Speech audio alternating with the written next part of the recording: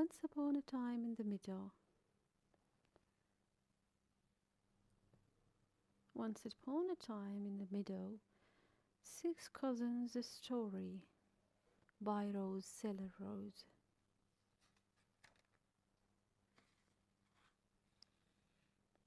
Once upon a time, six cousins lived by themselves in a cozy cottage in a meadow. Since there was no grown-ups lived there, the six little girls took care of each other. One warm spring day, the cousins decided to have a picnic. Kate, who always pretended to be the mother, was tasting her special sauce. Hmm, it's perfect, she said to Betty, the smallest. I'll just run out to pick some flowers from the table for the table. Don't touch anything on the stove.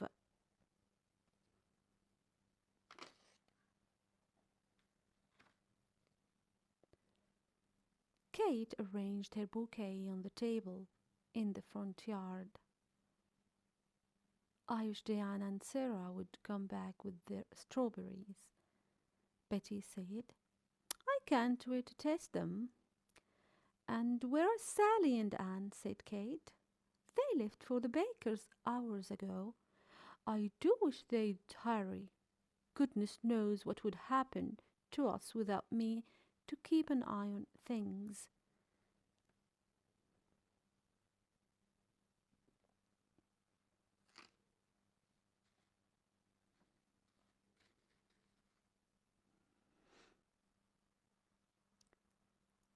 At last, Anne and Sally came home with all kinds of treats from the bakeries.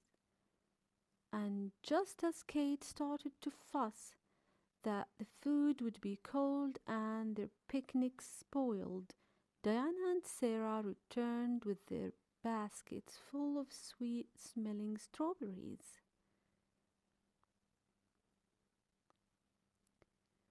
I'll eat one small piece of chicken pie before I eat dessert, said Betty. Yes, and you'll drink your milk too, said Kate. She was only pretending to be cross. Then what a lot of laughing and chattering there was, for the six cousins loved each other dearly, and they had a wonderful picnic.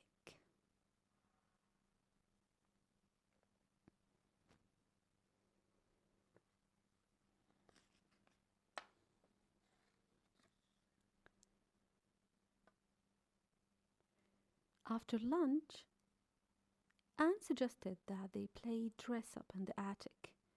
Everyone thought that was a splendid idea, even though Anne would probably pick out the prettiest costume for herself. Kate had the keys to the attic, so she went first. Watch out for Betty, cried Diana. Too late. As usual, Betty was in a hurry. She tripped and tumbled down the stairs. Luckily, she wasn't hurt.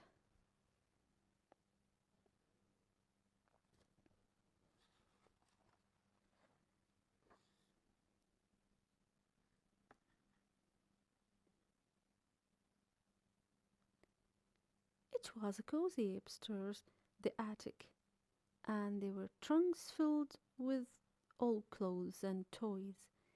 Each cousin soon found something to play with. Sarah looks at a dusty old book with pretty colors, pictures. Anne found a fan made of ostrich plums and a lovely blue shawl. Kate found a long party dress, Betty a rag doll, and Sally a trumpet. I've a good idea, said Diana, holding up a black velvet coat. Let's get dressed up and have a parade. Yay, yay! They all cried, a parade!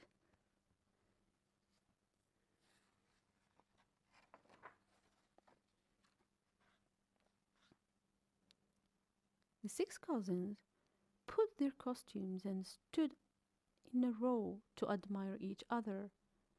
I'm the leader, Sally cried, and she began to blow out the trumpet. Toot, toot, toot, toot, toot.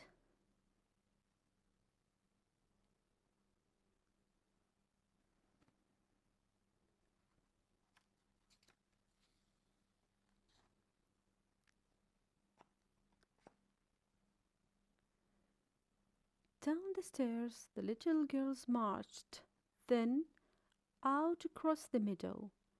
If they had not all been laughing and singing, they might have heard a soft, sad whimpering when they neared the edge of the woods. As it was, Sally stopped so suddenly they almost piled on top of each other.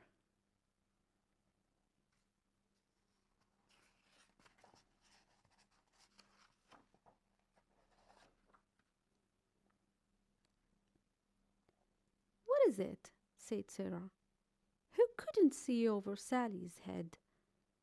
There on the ground in the dark, quiet woods was a rabbit caught in a hunter's trap. Oh, the poor thing, whispered Kate. He must be in pain. We have to save him, said Diana. Very carefully, so as not to hurt him, the girls forced open the trap and gently wrapped the frightened animal in a hair shawl. Then they carried the rabbit home. He seemed to know that the little girls were going to help him. He did not even try to get away.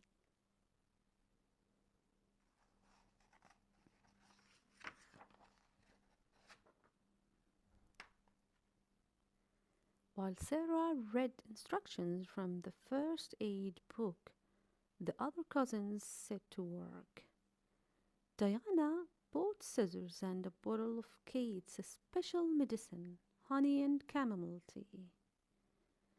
Sally quickly heated some water to clean the rabbit's wound. Anne brought rolls of bandages and fresh clean towels.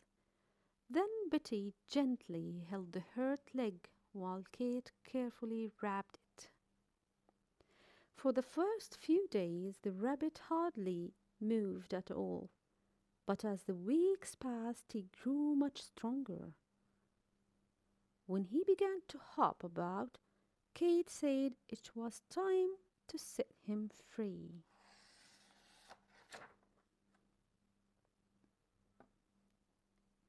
That night the 6 cousins ran up to the attic to watch the rabbit leave.